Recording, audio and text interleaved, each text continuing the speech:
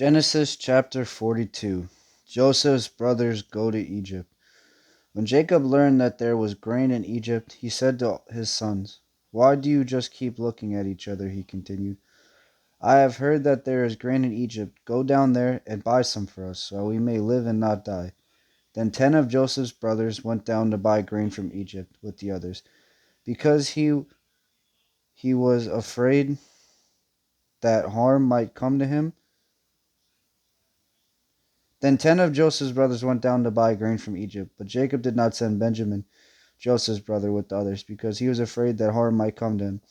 So Israel's sons were among those who went to buy grain, for there was famine in the land of Canaan also. Now Joseph was the governor of the land, the person who sold grain to all its people. So when Joseph's brothers arrived, they bowed down to him with their faces to the ground. As soon as Joseph saw his brothers, he recognized them, but he pretended to be a stranger and spoke harshly to them. "Where do you come from?" he asked. "From the land of Canaan," they replied, "to buy food." Although Joseph recognized his brothers, they did not recognize him.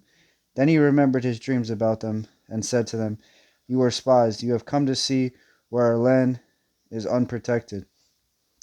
"No, my lord," they answered. "Your servants have come to buy food. We are all the sons of one man. Your servants are honest men, not spies." "No," he said to them, "you have come to see where our land is unprotected." But they replied, "Your servants were 12 brothers, the sons of one man, who lives in the land of Canaan. The youngest is now with our father, and one is no more." Joseph said to them, "It is just as I told you. You are spies, and this is how you will be tested. As surely as Pharaoh lives, you will not leave this place unless your youngest brother comes here. Send one of your of your number to get your brother. The rest of you will see if you are telling the truth. If you are not, then as surely as Pharaoh lives, you are spies." And he put them all in custody for 3 days. On the third day, Joseph said to them, "Do this, and you will live, for I fear God. If you are honest men, let one of your brothers stay here in prison, while the rest of you go and take grain back for your starving households.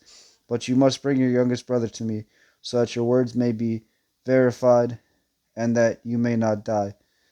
This they proceeded to do. They said to one another, "Surely we are being punished because of our brother. We saw how distressed he was when he pleaded with us for his life, but we would not listen. That's why this distress has come upon us." Reuben replied, "Didn't I tell you not to sin against that boy? But you wouldn't listen. Now we must give an accounting for his blood." They did not realize that Joseph could understand them, since he was using an interpreter.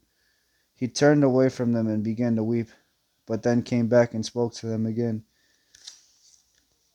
He had Simeon take from them and bound before their eyes. Joseph gave orders to fill their bags with grain, to put each man's silver back in his sack, and to give them provisions for their journey. After this was done for them, they loaded their grain on their donkeys and left. At the place where they stopped for their night, one of them opened his sack to get feed for his donkey, and he saw his silver in the mouth of his sack. "My silver has been returned," he said to his brothers.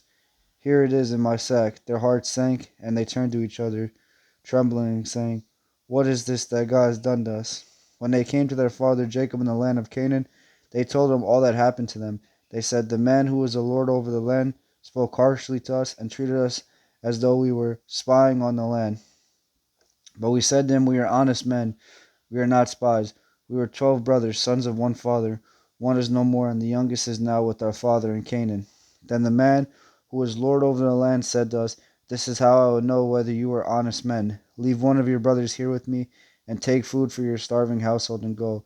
But bring your youngest brother to me, so I will know that you are not spies, but honest men. Then I will give your brother back to you, and you can trade in the land.' As they were emptying their sacks, there in each man's sack was his pouch of silver. When they and their father saw the money pouches, they were frightened. Their father Jacob said to them, 'You have deprived me of my children. Joseph is no more, and Simeon is no more, and now you want to take Benjamin? Everything is against me.' Then Reuben said to his father, 'You may put both of my sons to death if I do not bring him back to you. Entrust him to my care, and I will bring him back.' But Jacob said, 'My son will not go down there with you. His brother is dead, and he is the only one left. If harm comes to him on the journey you are taking, you will bring my gray hair down to the grave in sorrow.